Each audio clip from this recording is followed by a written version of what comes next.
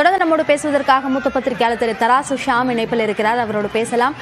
Sir வணக்கம். இப்போ அதிமுகவுடன் கூட்டணி சார்ந்து அதிகாரப்பூர்வமாக எந்த கருத்தையும் பாஜக இதுவரை தெரிவிக்கவில்லை. இப்போ இதுல என்ன நிலைப்பாடை எடுத்தால் அது பாஜகவிற்கு சாதகமாக அமையும் என்பதற்கான ஒரு முடிவை பாஜக இந்த பிரதமர் வருகையினுடைய இந்த சமயத்தில் எடுப்பதற்கு வாய்ப்பு இருக்குமா சார்? அப்படி வாய்ப்பு இருப்பதாக நான் கருதவில்லை.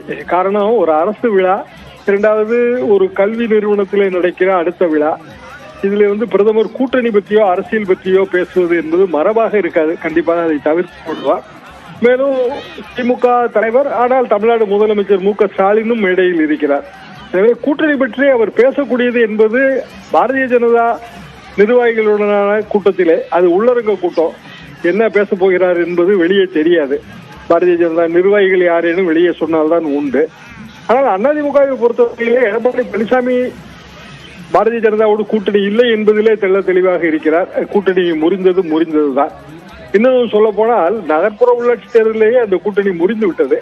அண்ணாமலை அவர்களை பொறுத்தவரையிலே பாரதிய ஜனதா தனியாக நின்று அதிகப்படியான ஓட்டு சதவீதம், எவ்வளவு இடங்களை பிடிக்க முடியுமோ அவ்வளவு இடங்கள் என்பதிலே அவர் தெளிவாகவும் இருக்கிறார். அதில் உறுதியாகவும் தெரிகிறது. இந்த காலை கூட திருச்சியிலே அதிகாலை ஒரு 5:30 மணிக்கு ஸ்வச் பாரத் நிகழ்ச்சியிலே அண்ணாமலை கலந்து கொள்கிறார். ஆக அவரை பொறுத்தவரையிலே கட்சி வளர்ப்பு, கட்சிக்கான வாக்கு சதவீத உயர்வு, இது 2 குறிக்கோளாக தெரிகிறது. ஓபிஎஸ் அவர்கள் பிரதமரை சந்தித்து பேசுவதற்கான ஒரு வாய்ப்பு இருப்பதாக கேள்விப்படுகிறேன். அப்படி பேசும்போது சில கருத்துக்களை முன்வைக்கலாம், அல்லது எடப்பாடி பழனிசாமிக்கு எதிராக பல விஷயங்களை கூறினால் அவர் திகார் ஜெயிலும் நேரிடும் என்றெல்லாம் அவர் விடுக்கும் துணியில் பேசினார். அப்படி ஆதாரங்களை நமக்கு தெரியாது. காலையிலே கட்சி சார்ந்த ஒரு பத்திரிகையிலே இது பற்றி விரிவாக செய்தி வெளியிட்டிருந்தார்கள். அப்படி கொடுக்க என்று உண்மையா இல்லையா என்பது நமக்கு தெரியாது. எது எப்படி இருந்தாலும் பிரதமரின் இந்த வருகை என்பது மிகுந்த முக்கியத்துவம் வாய்ந்ததுதான். அரசியல் ரீதியாகவும் சரி, தமிழ்நாட்டுக்கு சரி. முதலமைச்சரை பொறுத்தவரையிலே தமிழ்நாட்டு நிவாரணத்திற்கு, வெள்ள நிவாரணத்திற்கு, தூத்துக்குடி பாதிப்பிற்கு, தூத்துக்குடி திருநெல்வேலி பாதிப்பிற்கு அதிக நிதி ஒதுக்குமாறு பிரதமரிடம் கோரிக்கை விடுப்பார்.